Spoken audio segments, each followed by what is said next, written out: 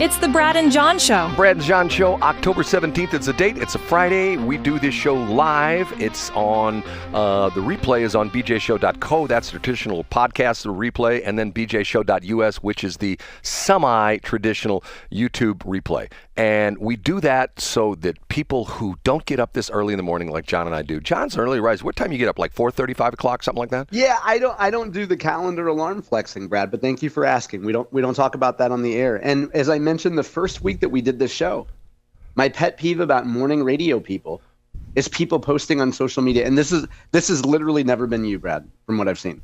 But young people that are in radio, look at me. I'm up at the crack of dawn. It's dark. Everybody else is sleeping. You don't like it? Go get a different job, sweetie. Nobody needs you on the radio. Anybody will fill your spot. Get out of here. Well, and I hate when people say butt crack of dawn, because you know what? It's 100% of the women that say butt crack of dawn. I don't want to see their butt crack. Hold it. The women are the only one who say butt crack of dawn? That I see, yeah. Okay. I mean, I'm puking up a little iced coffee right now. Maybe we should move on. I got us into this. I'm sorry, Brad. I'm not going to tell you what time I wake up. It's probably pretty early, as you can imagine. I guess it's always interesting to me that at a very early age, when I was in high school, I used to work at Steak and Shake, which when I was still in high school, if you worked a weeknight, I worked 2 weeknights, I worked 3 nights a week, and if you worked a weeknight, the place closed at 1 o'clock. By the time we got the lot cleaned up and, all our money checked in and stuff like that, it was probably 2 o'clock, and by the time I got home, it was 2:30, and then I would be at school that next morning. And then I worked for the police department, worked all sorts of different shifts, worked, overnights, things like that, midnight to 8. Then I got in the radio business. So to me, it's like, okay, no big deal. I mean, and you know what? You don't go around, Brad, and you don't brag about it. I've literally never heard you in 2 years of doing the show together. I've never heard you say, I get up so early in the morning to do what I do. You never complain about it, Brad. Well, it's just part of, they talk about some people are morning people, some people are not.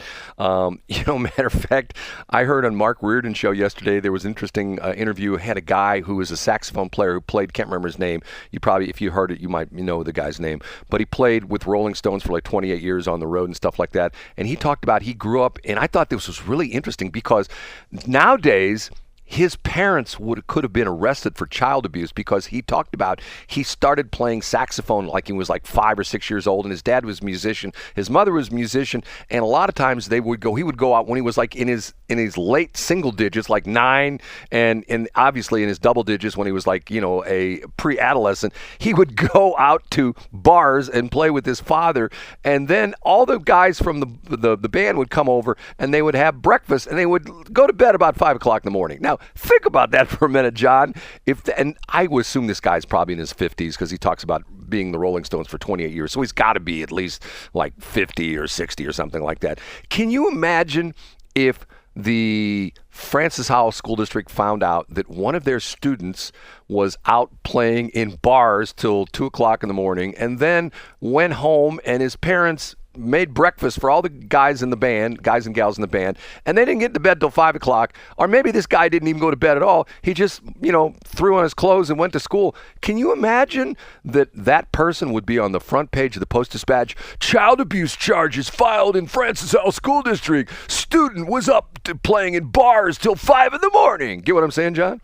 Yeah, it would be a fiasco, and you would finally get somebody from St. Louis Public Radio to come across the bridge and cover the story. Yes.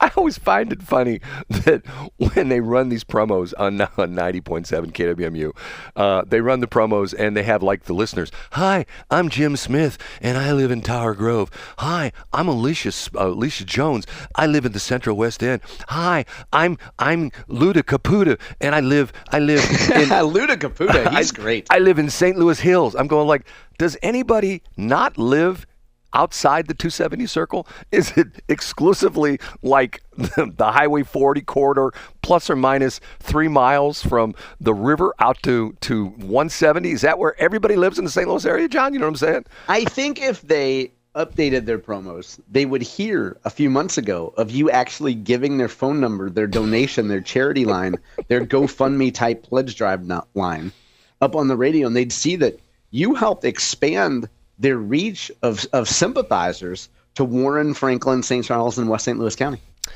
Maybe so. Okay, did you by any chance? I already know. I didn't see it. No, I didn't watch it, Brad. I have a life. I don't sit around scrolling on my phone. What'd you see, Brad, while you were scrolling? Well, I didn't, but I watched part of it, which is sort of interesting. The debate between Mamdani, and Como last night. And no, I did not. What's interesting is apparently it got somewhat heated. And quite honestly, if you've seen Mamdani, he was on Fox News, and I did watch part of that. This guy is slick. I'm telling you, he is slick. And he's one of those guys that just sits there and smiles at you. You know what I'm saying?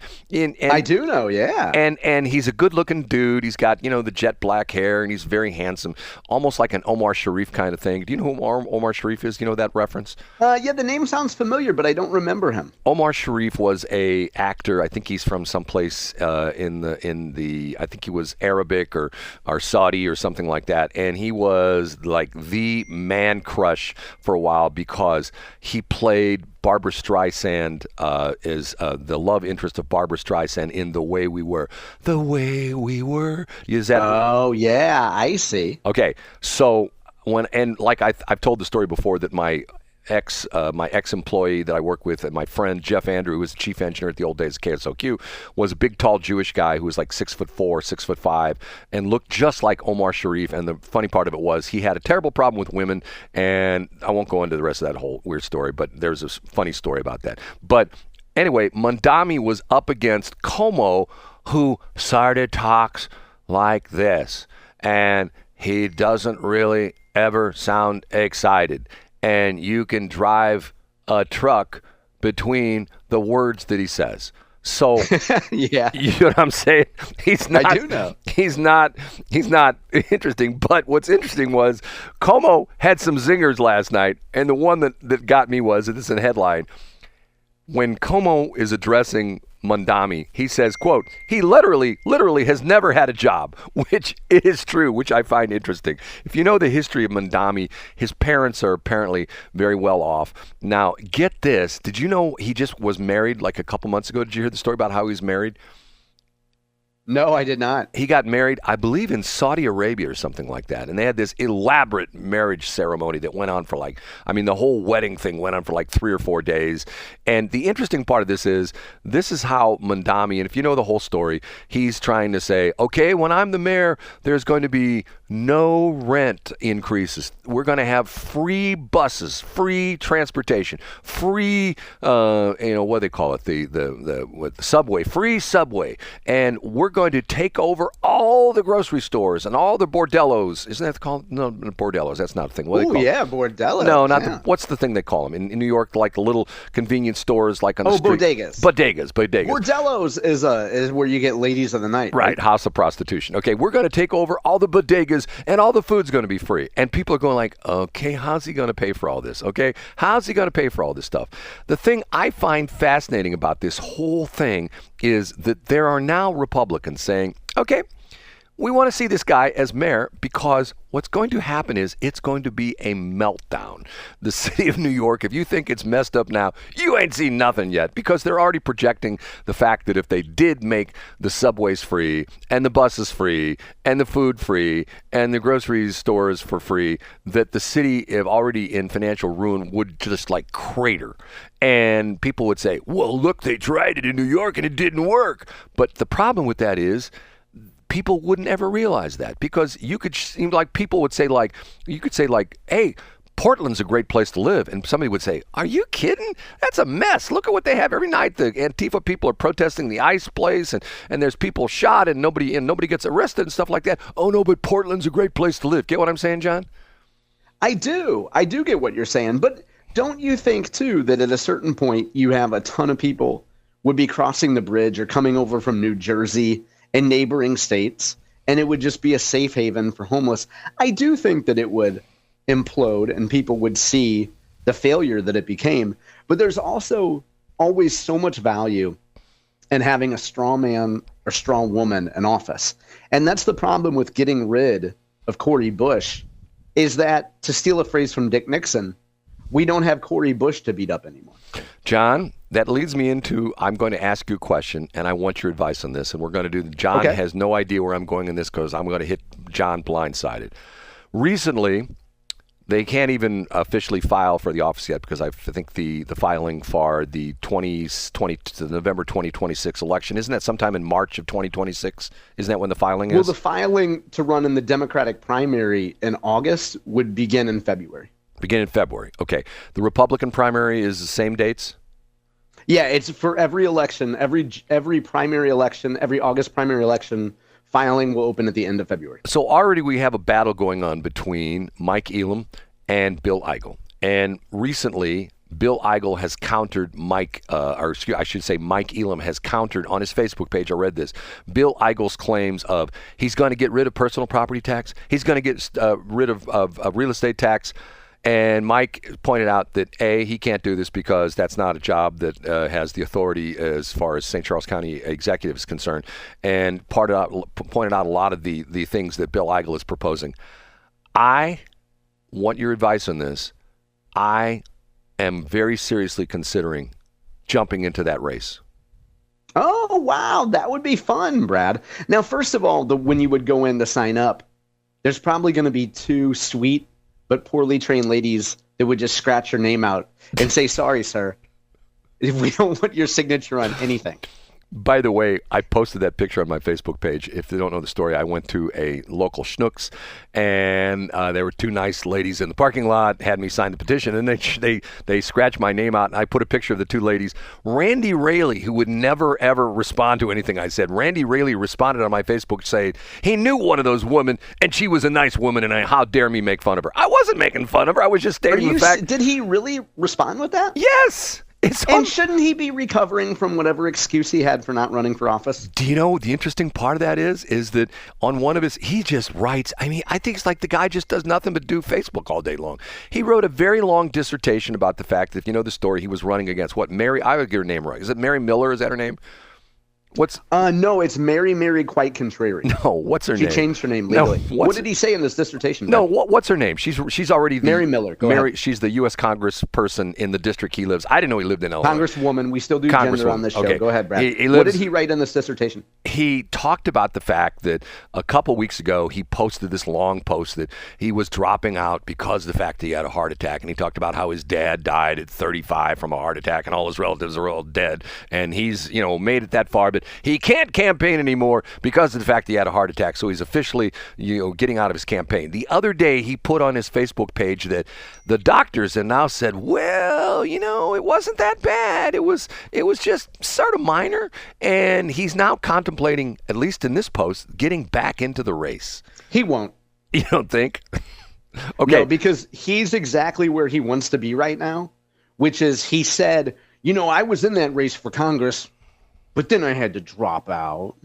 So he's exactly where he wants to be, because now he can say he sort of ran for Congress. He can get the sympathy, the applause, the adulation. But he was in that race for a little while. He realized nobody cared. He realized he wasn't going to raise any money, and it was just going to be a colossal waste of time. So he won't re-enter the race because he's seen it. He knows what a waste of time it was, and he's exactly where he should be. Brad, you and I have discussed the St. Louis Browns on this show. And I know you recognize the name Eddie Gaedel, right? Oh, yeah. The midget guy. Eddie Gaedel was the midget who pinch hit in the St. Louis Browns game. And Bill Veeck, it was one of Bill Veeck's stunts. So when he got done batting, Eddie Gaedel went up to the press box, and he sat on the lap of venerated sports reporter Bob Brigg. And Bob Brigg said, "You little son of a B word, you're exactly what I always wanted to be. An ex-major leaguer." Right now, Randy Raley is an ex-congressional candidate. And all it cost him was a couple months of wasted time, wasted driving around the district. And now he could say he tried, but I had that health issue. I'd be in Congress right now. That's what he'll say in 2027. I had her on the ropes. I had Mary on the ropes, but I had that medical issue. But now I can sit on Facebook and yell at Brad Hildebrand. John, one of my stories I had written down here was I had actually midget, and you're not going to believe the story. I wouldn't have time to tell it. Can I tell it on Monday? Absolutely, you can. I can't wait to talk to you that day, Brad. It was an embarrassing moment for Brad, and I won't go into details, but it was very embarrassing. And it happened to me just yesterday at a parking lot in St. Charles, actually in St. Peter's. But anyway, so we will talk again on Monday. You're not going to go anywhere. I mean, I won't have to bail you out of jail out of the I don't know. According to some funny text messages, you and I get all gassed up and go to the east side. Maybe we'll be too hungover for our radio show. Okay, I'll see you tomorrow at the No Kings protest.